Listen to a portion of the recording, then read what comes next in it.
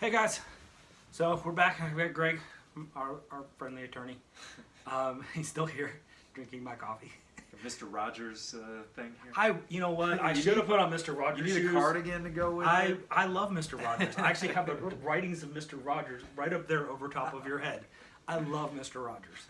He is part of the Trinity of wholesomeness. Steve Irwin, Mr. Rogers, and Bob Ross. Oh yeah. That's the Trinity of wholesomeness. Happy little trees and everything. You know, they teach you to be kind to animals. They teach you to be kind to other people. And most importantly, Mr. Ross teaches you to be kind to yourself. Because sometimes you make mistakes. And, you know, it happens.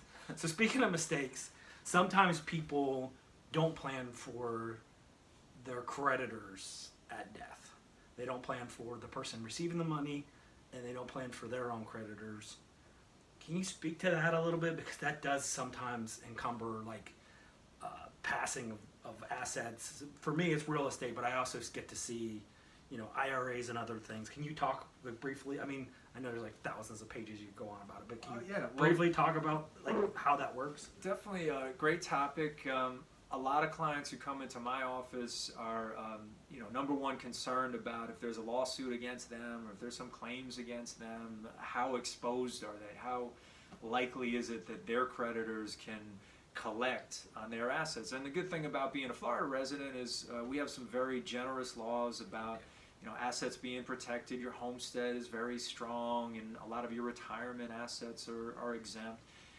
But not all of that continues after death to your beneficiaries. So you may have a child who's not doing as well as you'd hope, and has maybe a few skeletons in the closet there. We don't have to raise any hands here. Your kids are still young enough. No, but I run into families like this where they're like, hey, listen, I'm going to sell this place when I die. You're going to sell it. I've got 2 sons. If this one calls you, completely ignore him. When I die, talk to this one.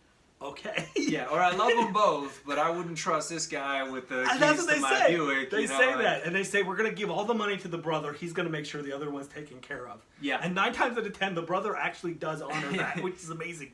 And they may mean well, but if you go that direction, and I see that put out there sometimes, that good brother, for instance, maybe he dies the next year, and now it's off to that in-law that you weren't so hot on to begin with. It's never good enough for him to begin with. Right. So even, no fault of their own, these things don't work out well necessarily. Right. So you can involve things like trust, what we call a spendthrift trust, which would say that this gift that you're giving to the beneficiary is going to have some insulation from all the things that are going on in their life. If there's a bankruptcy, if there's a judgment, or if they're a professional like a doctor or a lawyer, they get sued a lot. So you don't necessarily want to just dump these assets on their lap and hope for the best. You may want to have that kind of safe vessel that you can use for that. And so while it's in there, it can have that level of protection, and you can either force them to keep it in if you're really, concerned about their spending habits, but at least giving them that option at death or considering that as part of the planning is important. Okay. So you said a lot of things. There was a mouthful there. So there's really no way to neatly do it on your own, and each situation is going to depend on the person themselves.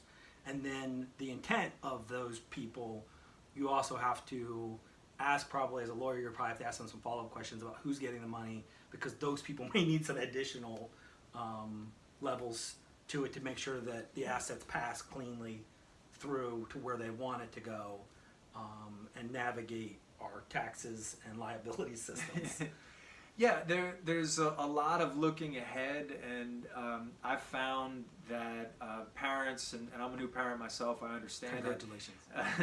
don't really think about some possibilities. A child could predecease, and now we're talking about maybe grandchildren that need to be taken care of, and you certainly don't want a minor child coming into anything significant, right? I mean, legally they'd have to get a guardian, and when they're 18, they're going to spend all your money on the best spring break ever, and that's not, how you or want very to large right? speaker.